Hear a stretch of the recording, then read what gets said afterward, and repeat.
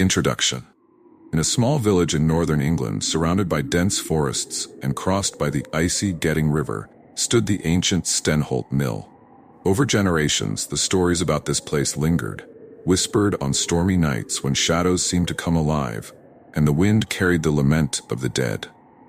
Wilhelm Stenholt, the mill's first owner, brought dark rituals from Eastern Europe, and his mysterious disappearance left a legacy of fear.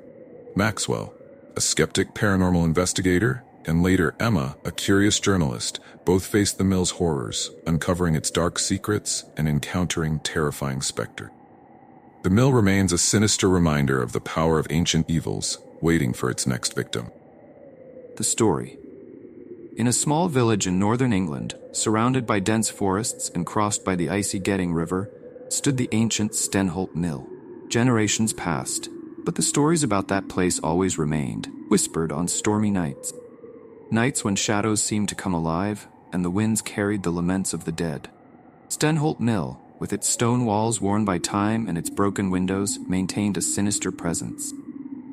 Even in daylight, the shadows seemed darker and deeper around the mill, as if the place itself was imbued with an ancient darkness.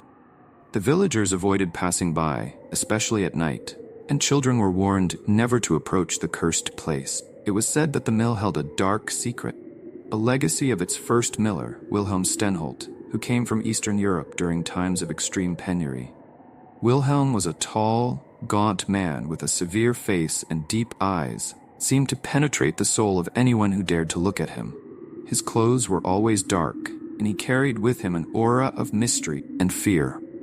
Wilhelm built the mill upon his arrival and brought with him ancient traditions and relentless rites, weaving ancestral rituals with the black mantle of night. At moments when the moon claimed its sinister throne in the skies, the mill spun with a veracity almost cruel, not only consuming wheat, but also absorbing an unseen variety of shadows and unspoken mystery. The villagers spoke of Wilhelm with a mixture of fear and respect. They said he could communicate with spirits and performed macabre rituals at midnight. When Wilhelm mysteriously disappeared, rumors circulated that he had been devoured by the gears of his own creation, succumbing to the forces he had dared to manipulate.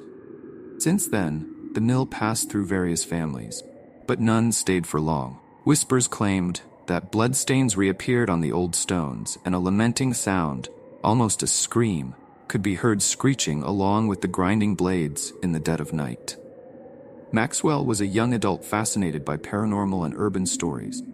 25 years old, he was tall, with disheveled brown hair and bright blue eyes that reflected his insatiable curiosity. Maxwell had always been a skeptic, believing that all supernatural stories could be explained by science. He was known on online forums for his meticulous and rational approach to investigating paranormal phenomena. When Maxwell heard about Stenholt through online forums, he decided to investigate. Confident and imbued with unshakable skepticism, he prepared his equipment: high-resolution cameras, sensitive audio recorders, and a state-of-the-art electromagnetic field meter. Maxwell was certain he would bring logic and scientific explanations to the folklore surrounding the place. Arriving in the village on a cloudy November afternoon, Maxwell spoke with the locals. The few who agreed to talk were clear: it was not wise to disturb the mill. The older villagers, with faces marked by time and eyes full of untold stories, warned him in trembling voices about the dangers of the place. Murmured conversations told of previous explorers who were never the same after their nocturnal adventures. An old man named Edgar, with trembling hands and a terrified expression, told Maxwell about his brother who had disappeared in the mill years ago. He was never the same again. But Edgar, tears in his eyes, he came back, but something inside him had changed. He muttered senseless things and had terrible nightmares until the day he disappeared again, this time forever.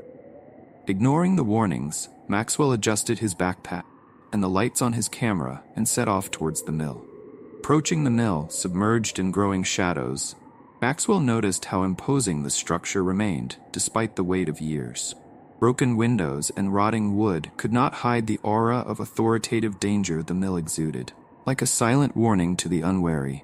Setting up cameras in the most strategic corners, Maxwell began to film and explore, The electromagnetic field meter stubbornly jumped to abnormal values, especially near an old diary found under a pillar supporting the main grinding chamber. Leafing through the old pages, Maxwell discovered Wilhelm's notes, including enigmatic invocations and illustrations of strange symbols, surrounded by formulas in a language he dared not recognize. The diary was covered in dust, and the leather cover was cracked and aged. Pages were fragile, almost disintegrating at the touch. Maxwell carefully flipped through the diary, reading the notes with growing fascination and horror. Wilhelm described rituals involving sacrifices and invocations of ancient entities, seeking power and knowledge in exchange for dark offering. As night swallowed the day, Maxwell felt a change. The mill seemed to pulse with a life of its own, with soft murmurs emerging from the shadows, and the temperature dropped abruptly. Deciding to venture once more to adjust a camera on the upper floor, he felt his chest tighten, a growing sense of despair permeating the cold air. The upper floor of the mill was in worse condition, with boards creaking under his feet and the smell of mold permeating the air. Maxwell set up the camera near a broken window, the moonlight faintly entering and illuminating the shadows dancing on the walls. While adjusting the camera, Maxwell heard a strange sound coming from the lower floor. Sounded like a moan, followed by dragging feet. Descending the stairs slowly, with his flashlight trembling in his hand, he followed the sound to a dark room at the back of the mill. The door was ajar, and a putrid smell emanated from inside. Pushing the door carefully, Maxwell illuminated the room's interior and felt a chill run down his spine. On the floor, partially covered by debris and dust, was a corpse. It was the body of a man dressed in old-style clothes, partially decomposed. The expression on the corpse's face was of pure terror, the eyes open and the mouth frozen in a silent scream. Upon closer inspection, Maxwell noticed that the body had strange marks on its hands and feet, as if it had been restrained in a macabre ritual. Symbols were drawn around the corpse, the same symbols he had seen in Wilhelm's diary. The cameras captured a figure, first as an insidious distortion in the periphery of his vision, and then clearly on the monitoring screens, a disfigured silhouette, hunched in the gloom. Wilhelm? Or something the old miller had brought to life through his forgotten rites. Although terrified, Maxwell was fascinated. This was the proof he sought. In the darkness that now lived, the mill finally revealed its true self. There was more than just echoes of the past. Something was actively watching him, studying him, and challenging him. As dawn approached, Maxwell tried to communicate. Setting up the recorder, he asked about Wilhelm's fate and what the mill guarded so fervently. The response came in the form of a painful whisper amidst the noise of the old gears. A single word repeated with growing aggressiveness. Leave. It was enough to shatter the mortal courage Maxwell maintained. He began to frantically pack his equipment, throwing it haphazardly into his backpack, when a sound behind him turned his blood to ice. Slowly turning, he faced Wilhelm's ghost, eyes so deep they seemed to swallow him in despair. Wilhelm was covered in shadows, his spectral figure floating above the ground. His eyes were too black, empty spheres that seemed to suck Maxwell's soul. Wilhelm's mouth slowly opened, emitting a guttural and terrifying sound. With a scream he never thought he could emit, Maxwell ran into the darkness, stumbling over stones and old pieces of wood.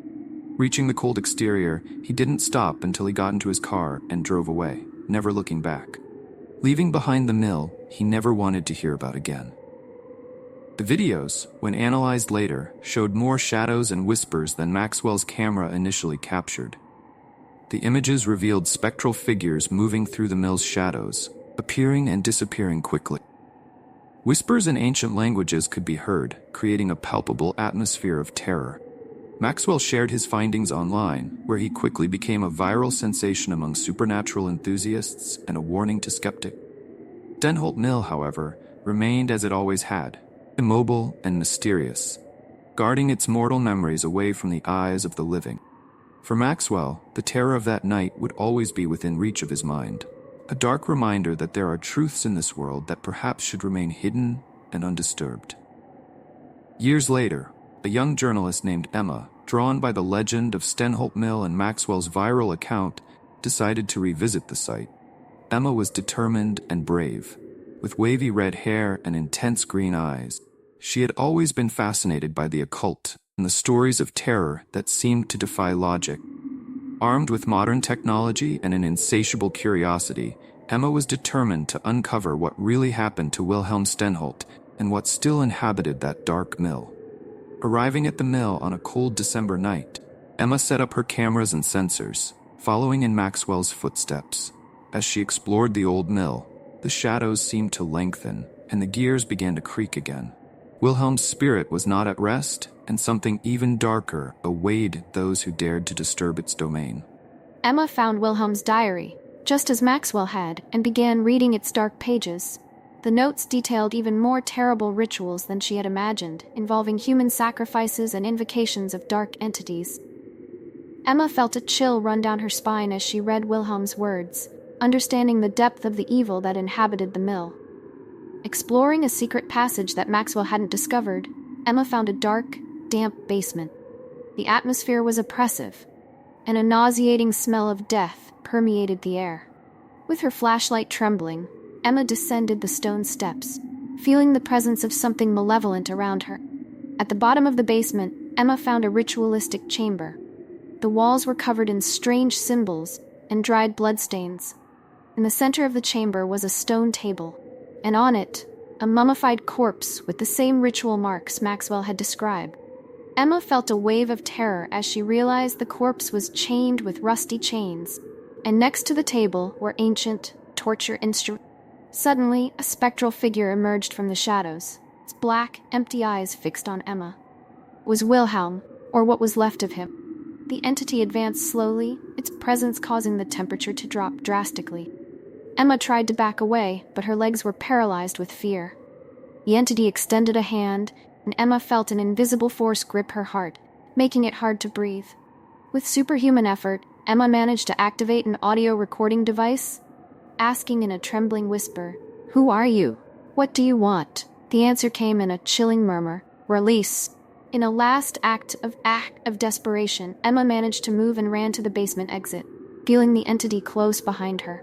Reaching the exterior, she fell to her knees, gasping, and looked back, seeing the mill's shadows slowly calm. Emma published her findings, and her recordings went viral, attracting even more curious people to Stenholt Mill.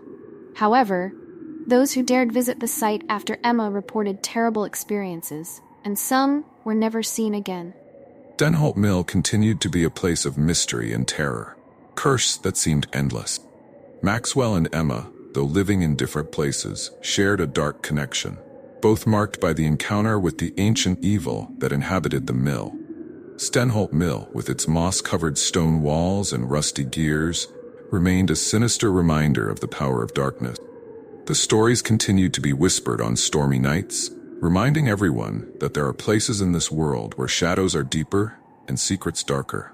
And so Stenholt Mill patiently awaited its next visitor, ready to reveal its horrors to anyone who dared to cross its path.